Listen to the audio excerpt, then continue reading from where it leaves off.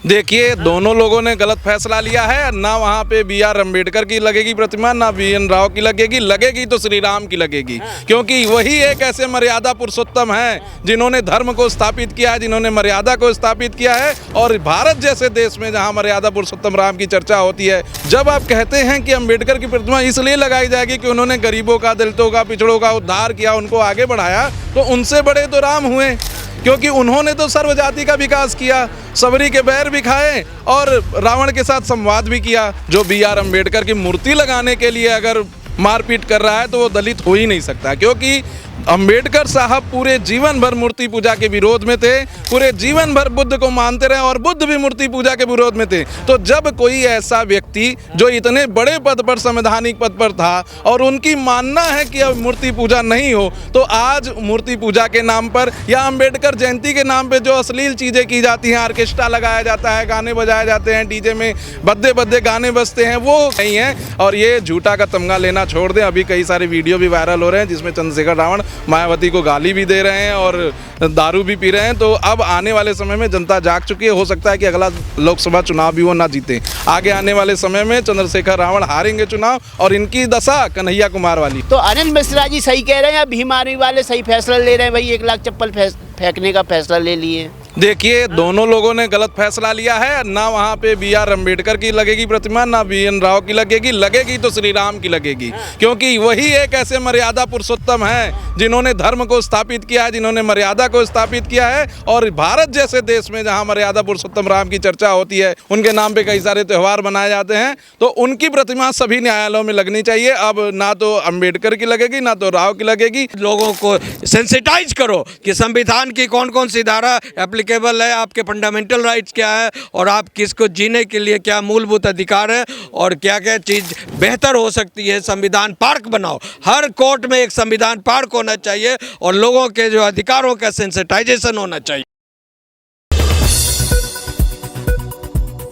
जब आप कहते हैं कि अम्बेडकर की प्रतिमा इसलिए लगाई जाएगी कि उन्होंने गरीबों का, दलितों का, पिछड़ों का उद्धार किया, उनको आगे बढ़ाया, तो उनसे बड़े तो राम हुए, क्योंकि उन्होंने तो सर्व जाति का विकास किया, सबरी के बैर भी खाए और रावण के साथ संवाद भी किया। तो कहीं ना कहीं अब समय आ गया है जब श्री राम की प्रतिमा सभी कोर्ट में लगाई जाए और यह कहा जाए कि धर्म को स्थापित करिए, क्योंकि जब आप न्यायालय में देखेंगे तो धर्मो रक्षति रक्षता लिखा रहता है, सत्यमेव जयते लिखा रहता है। जब संस्कृत के ऐसे बड़े बड़े वाक्य लिखे रहते हैं और संस्कृत को देववाणी भी कही जाती है, तो कहीं ना कहीं भगवान को स्थापित करना अब न्यायालय में शुरू करना चाहिए, जिससे लोगों को अपने धर्म के बारे में जानना पड़े। प्रभु श्री राम को ही भगवान क्यों मान रहे हैं? दलित समाज तो अम्बेडकर को भी भगवान मानता है, इसलिए तो 1 लाख चप्पल से स्वागत करने अनिल मिश्रा जी के घर पे जा रहा है भीम आर्मी। देखिए, सबसे बड़ी बात मैं ये कह दूं, ऐसा दलित समाज जो बी.आर. अम्बेडकर की मूर्ति लगाने के लिए अगर मारपीट कर रहा है तो वो दलित हो ही नहीं सकता, क्योंकि अम्बेडकर साहब पूरे जीवन भर मूर्ति पूजा के विरोध में थे,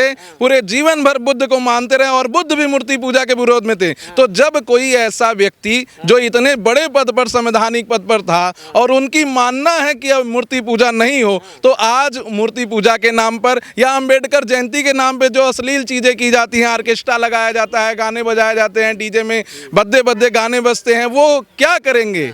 तो कहीं ना कहीं अम्बेडकर जी बुद्ध जी को मानते थे और बुद्ध जी और अम्बेडकर जी का मानना था कि मूर्ति पूजा बंद होनी चाहिए, तो कहीं भी अम्बेडकर जी की मूर्ति नहीं लगानी चाहिए। लेकिन जो हाई कोर्ट में जो अब बगावत के सुर देखने को मिल रहे हैं, एक तरफ अनिल मिश्रा जी की लॉबी है, एक तरफ दलित समाज है।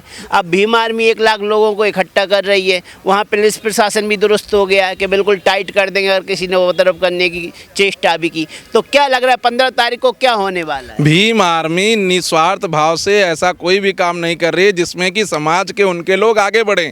हमेशा स्वार्थपन को देखा जा रहा है और कहीं ना कहीं जो समाज के छोटे लोग हैं, तब बिगड़े लोग हैं, बिगड़ैल लोग हैं, उनको आगे बढ़ा रही। जब honourable chief justice B R. Gavai साहब ने एक ऑर्डर पास किया और उस ऑर्डर में कहा गया कि SC/ST का क्लासिफिकेशन होना चाहिए और रिजर्वेशन उनको मिलना चाहिए जो सच में इसके हकदार हैं, तब कहीं भीम आर्मी नहीं सभाए की, तब कहीं जाके यह नहीं बताया कि ये बहुत अच्छा जजमेंट है, इसको पास होने दीजिए और इससे जो गरीब, जो अभी तक न्याय से वंचित रह गए, जो अभी तक आरक्षण से वंचित रह गए, उसको मिलेगा। जब ऐसी बात आती है तो सवर्ण के खिलाफ भीम आर्मी बोलने के लिए सबसे आगे हो जाता है। अरे पहले न्याय की भी काम करिए, समाज में ऐसी चीज़ों को फैलाइए जो अच्छा हो। आप हमेशा से गरीबों को, पिछड़ों को, दलितों को एज ए ग्रांट लेते आ रहे हैं और वही कर रहे हैं। भीम आर्मी और कोई भी आर्मी आगे आने वाले समय में नहीं काम करेगी। बसपा सुप्रीमो मायावती जी यही मुखिया हैं दलितों की और यही आगे भी रहेंगे। अभी लखनऊ में जो सभा हुआ था उसको भी देख लीजिए, 10 लाख लोगों से ज़्यादा हरिजन लोग वहाँ पे मौजूद थे। तो कहीं ना कहीं वही एक नेता है। और भीम आर्मी या चंद्रशेखर रावण ये सब कोई नेता फेता जिसके नाम में रावण हो, नेता कैसे हो सकता है? नेता नहीं है, पार्टी अपनी बना ली है। सांसद नगीना आगे बन गए हैं, दलितों का नेतृत्व कर रहे हैं। तो दलितों के नेतृत्व करते करते वो ग्वालियर भी पहुंच रहे हैं चप्पलें जूते लेके। मैं चंद्रशेखर रावण को दलितों का नेतृत्व नहीं मानता हूं, ना तो वो दलितों का नेतृत्व कर रहे हैं। एक जगह का सांसद हो जाना और पूरे देश में दलितों का नेतृत्व करना बहुत अलग अलग चीज़ें हैं। दलितों की सिर्फ एक नेतृत्व करता है, वो है बहन कुमारी मायावती जी, और कोई नहीं है। और ये झूठा का तमगा लेना छोड़ दें। अभी कई सारे वीडियो भी वायरल हो रहे हैं जिसमें चंद्रशेखर रावण मायावती को गाली भी दे रहे हैं और दारू भी पी रहे हैं। तो अब आने वाले समय में जनता जाग चुकी है। हो सकता है कि अगला लोकसभा चुनाव भी वो ना जीते। अगर जातिवाद की बात नहीं करेंगे तो लोकसभा चुनाव भी नहीं जीतेंगे। क्या किए अभी तक? वो 2 साल 3 साल हो गया सांसदी में, अभी तक क्या ऐसा किए हैं? कौन से क्षेत्र के युवा को वो रात में खड़े हो गए? कौन से ऐसे मेडिकल सुविधाएं को प्रदान करवा दिया युवाओं को अपने देश में? यार दलितों को ऐसी कौन सी सुविधाएं प्रदान की गई हैं जिससे इनको दलित वोट दें? आगे आने वाले समय में चंद्रशेखर रावण हारेंगे चुनाव और इनकी दशा कन्हैया कुमार वाली होगी। तो आप अनिल मिश्रा के फेवर में?